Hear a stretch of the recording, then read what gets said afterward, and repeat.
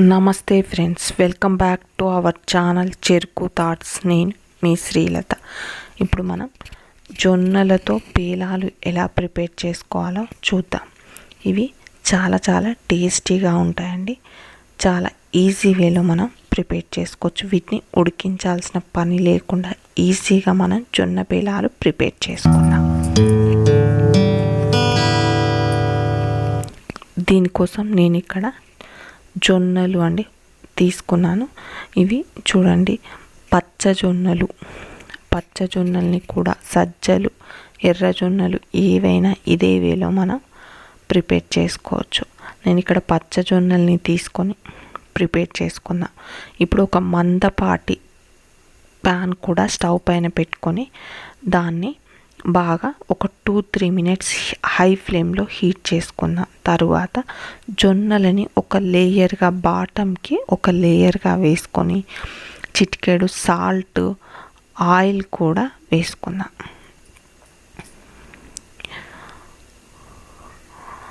మనం ఆయిల్ కూడా ఇలా వేసుకొని మూత పెట్టుకొని కుక్ చేసుకుందాం.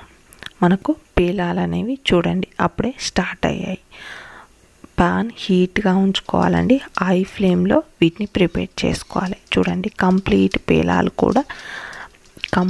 జొన్నలు కూడా మనకు ఈజీగా పేలాల్లా రెడీ అయ్యి ప్రిపేర్ చేసుకోవచ్చండి. చూడండి, జొన్న పేలాలు చాలా ఈజీగా మనం ప్రిపేర్ చేసుకోవచ్చు.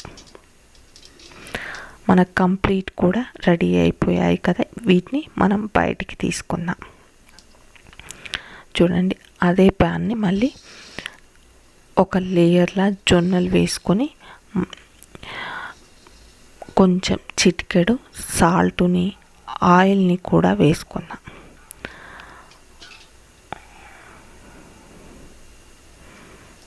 చూడండి, ఇలా ఆయిల్ని కూడా వేసుకొని మనం జొన్నలని మూత పెట్టుకొని చిల్లుతాయండి. సో చుట్టూ పడే అవకాశం ఉంటుంది. కంప్లీట్ మూత పెట్టుకొని ప్రిపేర్ చేసుకోవాలండి. కలుపుకునేటప్పుడు కూడా మూత కాస్త పైకి అనుకొని కలిపి వెంటనే మూత పెట్టేయాలండి. లేకపోతే చుట్టూ రెడీ అయినటువంటి పేలాలు పైకి చిల్లుతవి. సో స్టవ్ చుట్టూ పడే అవకాశం ఉంటుంది. మనకు పేలాలు అనేవి రెడీ అవుతున్నాయి కదా. ఇదే ప్రాసెస్లో మనం కంప్లీట్ పేలాలను కూడా ప్రిపేర్ చేసి తీసుకుందాం. చూడండి, మనకు చాలా ఈజీగా పేలాలు అనేవి రెడీ అయిపోయాయి. ఇప్పుడు మనకి ఎంతో టేస్టీ అయిన జొన్న పేలాలు రెడీ అయ్యాయి. ఇవి చాలా టేస్టీగా ఉంటాయండి. మనం ఈజీ వేలో ప్రిపేర్ చేసుకోవచ్చు.